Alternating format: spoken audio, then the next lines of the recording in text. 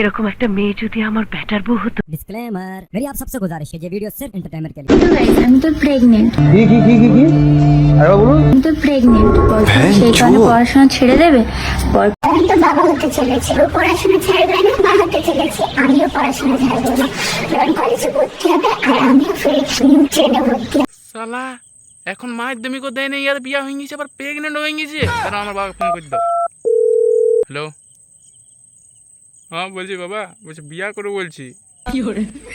না এখন 10 বছর ছেলেগুলো প্রেম করে বিয়া করে প্রেগনেন্ট হয়ে গেছে, তো আমি কি করবো? কি বিয়া দেবে না? গজব বেইজ্জতি है। আমি কি করিলাম জানি না পৃথিবীতে এসে। সাবস্ক্রাইব করে ঘন্টাতে জোরে থাবড়ে দাও যাতে নেক্সট ভিডিও মিস না যায়।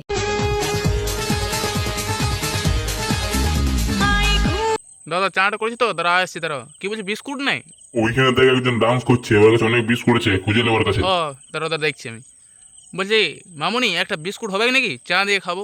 নো আমাদেরকে দেখাচ্ছ ঠিক আছে, আবার দেখবে কোনো ছাগল টাগল কাছে চল যাবে না, নাহলে ওখানে মুখ দেখাবার লাইক রইবে না তুমি। তু হ্যায় মেরে দিল কা আজুবা।